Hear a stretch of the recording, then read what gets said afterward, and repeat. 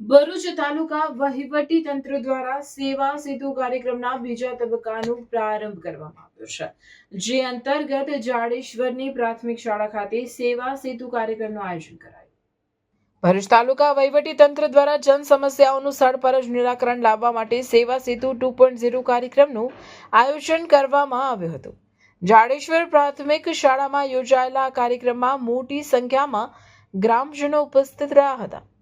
કાર્યક્રમ દરમિયાન વિવિધ સરકારી વિભાગોના અધિકારીઓ દ્વારા લોકોને સરકારી યોજનાઓ, દાખલા, આવક જાતિ પ્રમાણપત્ર, આધાર સંબંધિત કામગીરી સહિતની સેવાઓ સ્થળ પર જ ઉપલબ્ધ કરાવવામાં આવી હતી. અનેક અરજીઓનો તાત્કાલિક નિકાલ કરવામાં આવ્યો હતો. આ સેવા સેતુ કાર્યક્રમમાં ભોલાવ, હલદરવા, ઓસારા, વડદલા, લુવારા અને વગસણા ગામોના ગ્રામજનોને ખાસ લાભ મળ્યો હતો.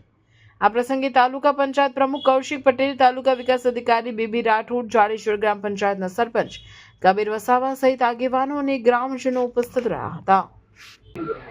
આજરોજ જાડેશ્વર મુકામે ભરૂચ તાલુકા વહીવટી દ્વારા સેવા સેતુ 2.0 એટલે કે ગુજરાત સરકાર દ્વારા 22 વર્ષ પૂર્ણ કરી 30 વર્ષમાં મંગલ પ્રવેશ કરી આજે જાડેશ્વર મુકામે કોમર્સ શાળામાં જે સેવા સેતુનો પ્રોગ્રામ વહીવટી દ્વારા જે આપવામાં આવ્યો છે, તો એમનો ખાસ અભિનંદન.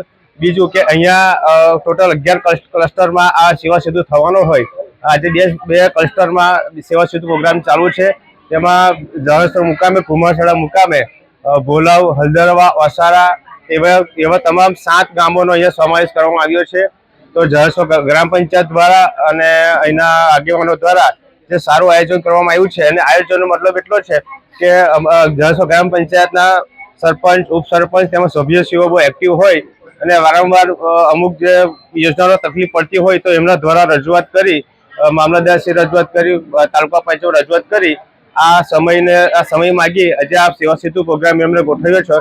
તો જાડેશ્વર ગ્રામ પંચાયત અને તાલુકા પંચાયત વહીવટ દ્વારા એમને ખાસ અભિનંદન.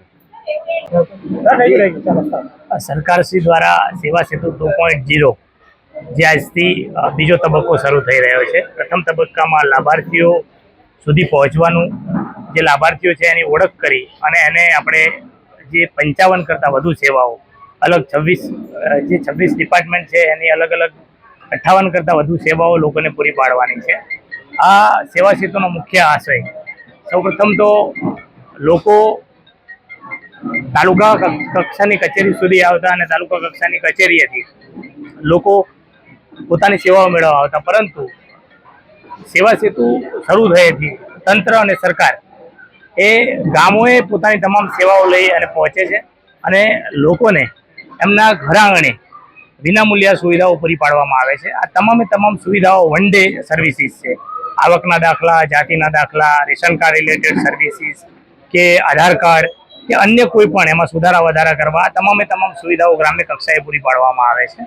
અને એનો મુખ્ય આશય લોકોનો સમયનો બચાવ થાય, નાણાંનો બચાવ થાય અને લોકોને ઇઝીલી સર્વિસીસ અવેલેબલ થાય તેવો મુખ્ય સરકારનો આશય છે.